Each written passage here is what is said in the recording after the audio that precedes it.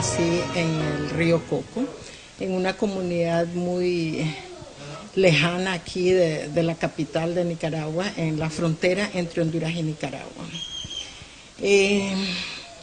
Durante los primeros años era muy difícil estudiar ahí porque no teníamos, en mi tiempo no había educación secundaria. Incluso me costó mucho llegar a la educación primaria porque el primer día que fui a la escuela no me aceptaron porque no sabía hablar español, por ejemplo. Sin embargo, se logró con la presión de las familias abrir la escuela pública en Huaspán y pude entrar a la educación primaria. Cuando terminé la escuela primaria me fui becada por la Iglesia Católica a estudiar a Bluefields en un convento y como al comenzar a regresar en mis vacaciones de la secundaria, me comencé a involucrar en las actividades de una clínica que tenían las monjas en Huaspán y ahí comencé a vincularme al campo de la salud. Comencé a pasar mis vacaciones atendiendo enfermos ahí en la clínica, atendí mis primeros partos precisamente ya en la escuela secundaria, ¿verdad? Y cuando terminé la secundaria, las monjas me ofrecieron trabajar como maestra en el colegio. Ahí logré conseguir una beca para ir a León, que era la única escuela de medicina en Nicaragua. Y cuando terminé la formación como médico y me tocó ir a hacer mi servicio social, pues decidí ir a hacerlo al río Coco. Éramos un grupo muy pequeño de estudiantes de medicina que habíamos decidido regresar al río Coco. Y comencé a ver, por ejemplo, los primeros casos de enfermedades indígenas, el crisis ignis, que después se hizo famoso en el resto de Nicaragua. Pero desde ese periodo comenzábamos incluso a articular lo que era la medicina occidental con la medicina indígena, porque ese tipo de casos no los podíamos resolver los que andábamos en la misión, sino que teníamos que invitar a los médicos tradicionales para que ellos atendieran los casos. Las cosas que quisiera destacar desde mi área de especialidad en salud pública, en primer lugar tiene que ver con el abordaje del concepto de salud. Para mí ha sido muy importante en mi vida entender que la salud no se reduce solo a la ausencia de enfermedad, sino el concepto de salud que se manejan desde los pueblos indígenas, en donde el tema de salud tiene que ver con estar alegre, con peinarse, con el equilibrio y el balance entre las familias en la comunidad, que no haya pleito, que haya comida, que haya formas de vida saludables. Todo eso es un concepto que me parece que nos ha tocado muchísimo empujar en el tema de la salud.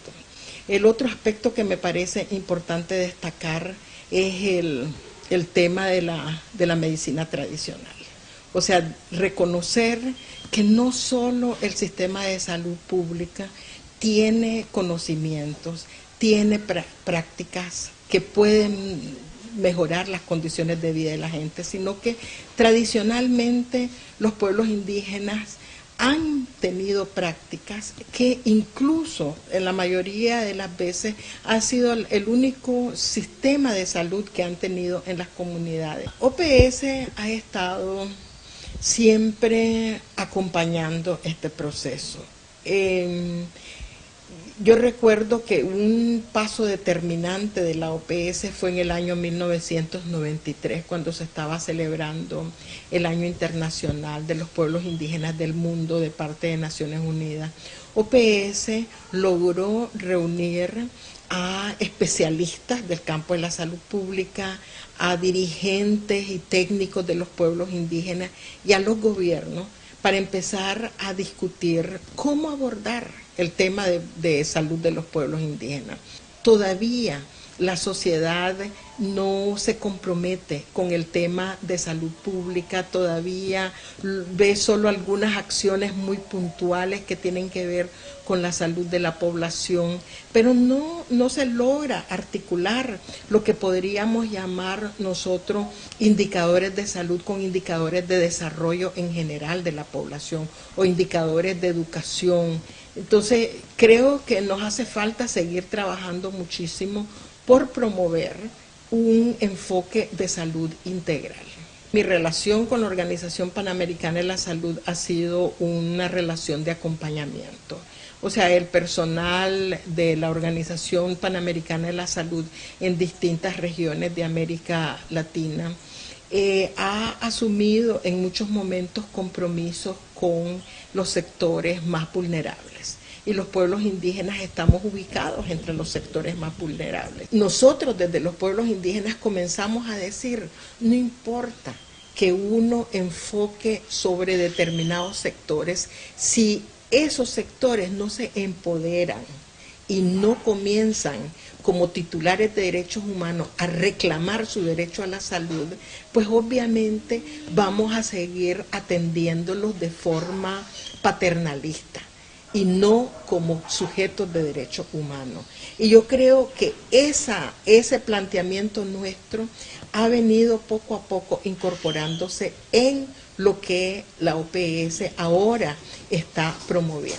Los adultos mayores del campo de la salud pública podemos seguir todavía participando en los procesos de aprendizaje, en las universidades, acompañando procesos de construcción de innovadores, de atención de los servicios de salud. Por ejemplo, nosotros en Nicaragua, que estamos tratando de promover el modelo de salud intercultural en las regiones autónomas, que es un modelo innovador en el marco de un proceso de autonomía con varios pueblos indígenas y comunidades étnicas.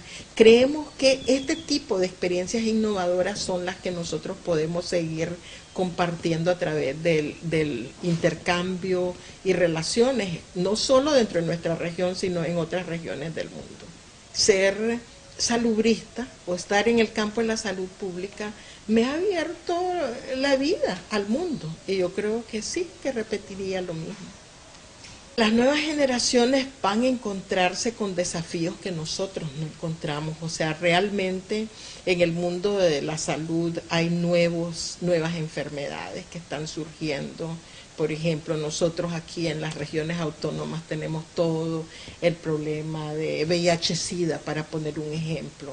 Tenemos en el mundo indígena todo el problema de suicidios en adolescentes, que tienen como causa, cuando uno pregunta, muchos, o sea, porque no pueden hablar su idioma, porque perdieron su territorio, porque fueron expulsados de su territorio por una empresa minera.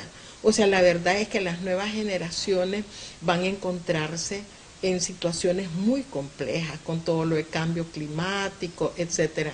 Entonces, la verdad es que lo que uno puede decirles a ellos es que lo importante en la vida, como cuando uno estudia salud, es no aferrarse a dogmas, no aferrarse a lo que uno aprende en la escuela de medicina. La escuela de medicina lo único que hace es que te abre las posibilidades de empezar a cuestionarte todo lo que ves. Aprender a diagnosticar significa cuestionamiento permanente sobre lo que uno encuentra en la vida. Si nosotros logramos que los profesionales jóvenes aprendan a ser curiosos, aprendan a buscar respuestas a los problemas de salud, no solo en el campo de la salud, sino en todos los campos, aprendan a trabajar en equipo, aprendan a respetar la diversidad, no solo de personas, diversidad de conocimientos, diversidad de creencias, pues la verdad es que podrán resolver muchos de los problemas nuevos.